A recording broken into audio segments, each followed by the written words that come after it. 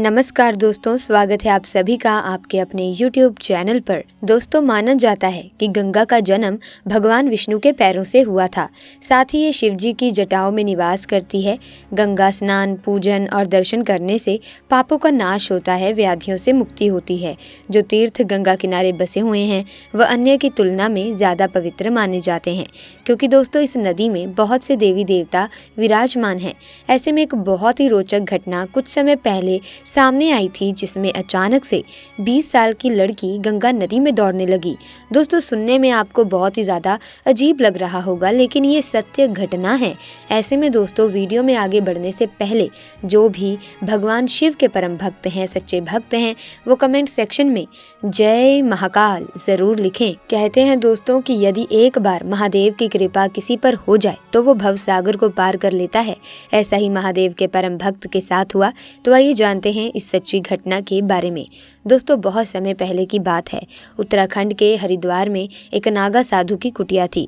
वो नागा साधु महादेव भगवान शिव के बहुत बड़े भक्त थे। वो अपने सरल स्वभाव के कारण अत्यंत लोकप्रिय थे और साधु पूरे दिन महादेव के मंत्रों का जाप करते रहते थे।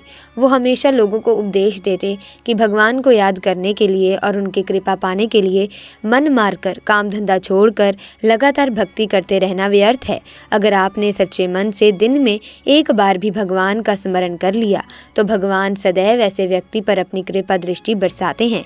तो घंटों जाप करना नहीं जरूरी है, सच्चे दिल से भगवान को याद करना ज़्यादा ज़रूरी है। दोस्तों, हरिद्वार से दूसरे गांव से एक प्रभा नाम की लड़की रोज उस साधु के लिए खाना लाती थी। उसके बाद ही अन्य साधुओं को प्रभा खाना खिलाती थी। एक दिन प्रभा साधु के लिए देर से खाना लाई तो बाबा ने कारण जानना चाहा। तभी प्रभा बोली, बाबा, आज नदी पार करने के लिए नाव देर से मिली, इसलिए मुझे देर हो गई। इस पर नागा साधु बोला, बेटी, लोग तो भगवान के नाम से भवसागर को पार कर लेते हैं, तू एक नदी पार नहीं कर सकती थी। प्रभा पर बाबा की बात पर गहरा असर पड़ा। अगले दिन वो सुबह सुबह बाबा के द्वार पर खाना लेकर पहुंच गई।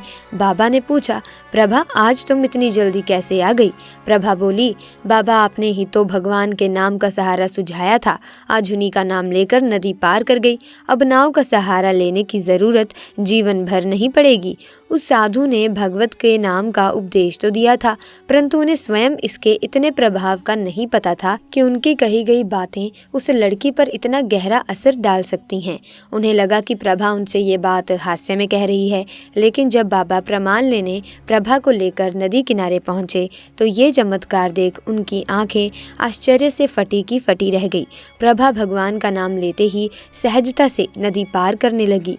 बाबा ने प्रभा को प्रणाम करते हुए कहा, हे देवी, आज से तू ही मेरी गुरु है। मैंने तो जीवन भर भगवान का नाम लेने का उपदेश दिया है, परंतु तूने भगवान को अपना कर दिखा दिया। निष्पाप हृदय से, सच्चे मन से भगवान को पुकारा जाए तो भगवान जरूर आपके भक्तों के सहारे के लिए उपस्थित हो जाते हैं। अगर आपका मन भगवान के चरणों में लगा हुआ है, आपके मन में भगवान बसते हैं, निष्पाप हृदय से आप भगवान को याद करते हैं, तो भगवान अपने भक्तों का सहारा कभी नहीं छोड़ते, बल्कि उनका सहारा बनकर उनका मार्गदर्शक करते हैं।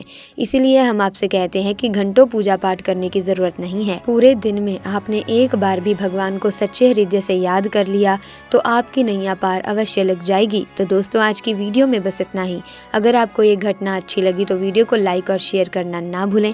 साथ ही दोस्तों, अगर आपने अभी तक हमारे चैनल को सब्सक्राइब नहीं किया तो जल्दी से सब्सक्राइब करके बेल आइकन को प्रेस कर दें, ताकि इसी तरीके की वीडियोस की अपडेट आपको मिलती रहे।